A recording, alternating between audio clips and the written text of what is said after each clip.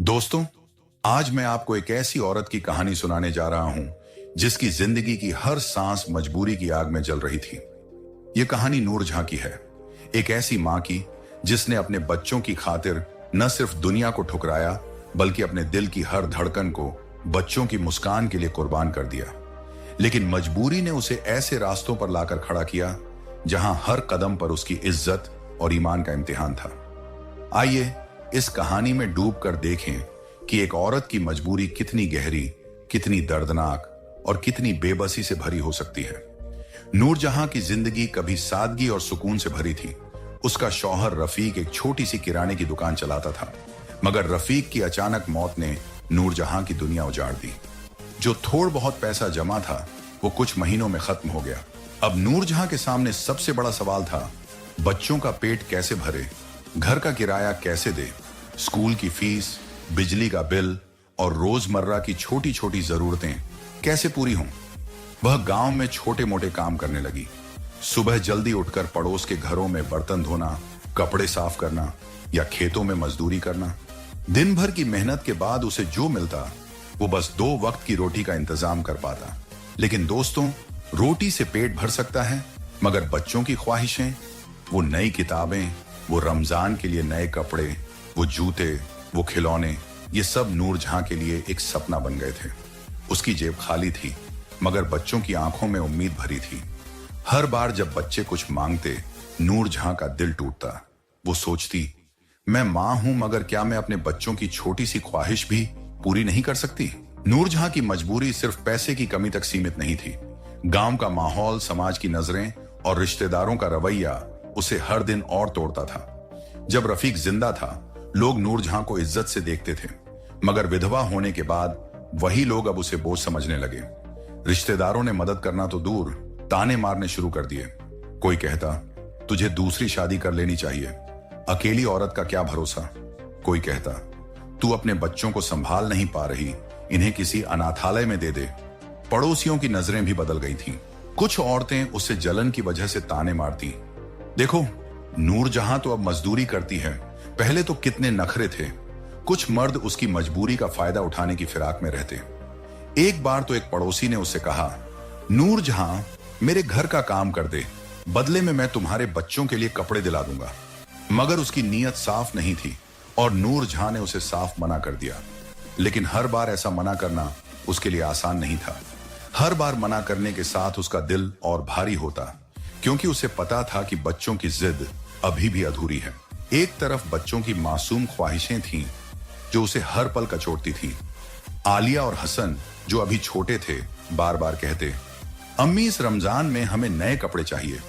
पड़ोस के बच्चे तो इफ्तार के बाद नए नए कपड़े पहनकर बाहर खेलते हैं, हमें भी चाहिए। नूरजहां उनकी बात सुनकर चुप हो जाती। वो बच्चों को कैसे समझाए कि उसके पास एक एक पैसे के लिए कितनी मेहनत करनी पड़ती है। रात को जब बच्चे सो जाते, नूरजहां अकेले में रोती। वो सोचती, मैं मां हूं, मगर क्या मैं अपने बच्चों को वो खुशी भी नहीं दे सकती जो बाकी बच्चे आसानी से पा लेते हैं? उसका दिल बार बार कहता, क्या मैं इतनी कमजोर हूं कि अपने बच्चों की छोटी सी जिद पूरी नहीं कर सकती? मगर दूसरी तरफ उसका ईमान और उसकी इज्जत उसे रोकते। वो जानती थी कि गलत रास्ते पर चलकर वो बच्चों को कपड़े तो दिला सकती है, मगर उनकी मासूमियत को, उनकी मां की इज्जत को वो कभी वापस नहीं ला सकती। एक दिन नूरजहां को पता चला कि गांव के एक दुकानदार हाजी साहब किश्तों पर कपड़े देते हैं। उसने हिम्मत जुटाई और दुकान पर गई, मगर वहां जो हुआ वो नूरजहां के लिए एक और इम्तिहान था। हाजी साहब ने मुस्कुराते हुए कहा, कपड़े तो दे सकते हैं, लेकिन मेरी कुछ शर्तें हैं। नूरजहां ने शर्तें पढ़ी तो उसके पैरों तले जमीन खिसक गई। शर्तें थीं, या तो उसे दुकानदार की गलत मांग पूरी करनी होगी, या अपनी निजी तस्वीरें देनी होंगी, या फिर अपने घर का स्टैम्प देना होगा। नूरजहां का दिल दहल गया। वो सोचने लगी, या अल्लाह, क्या बच्चों की खुशी के लिए मुझे अपनी इज्जत का सौदा करना पड़ेगा? उसने कांपते हाथों से कागज बंद किया और बिना कुछ बोले वहां से चली गई। सड़क पर चलते हुए उसकी आंखें नम थीं, मगर दिल में एक बात साफ थी, वो अपनी इज्जत कभी नहीं बेचेगी। मगर बच्चों की उदास आंखें उसे बार बार कचोट रही थीं। वो सोचती, अगर मैं खाली हाथ घर गई तो बच्चों का दिल कैसे संभालूं? नूरजहां घर लौटी और चुपचाप जाए नमाज बिछाकर बैठ गई। उसकी आंखों में आंसू थे, मगर जुबान पर सिर्फ अल्लाह का नाम था। वो गिड़गिड़ाई, या अल्लाह, तू मेरी मजबूरी जानता है। मैं अपने बच्चों के लिए सब कुछ कर सकती हूँ, मगर गलत रास्ता नहीं चुन सकती। मेरे बच्चों की खुशी के लिए कोई रास्ता दिखा।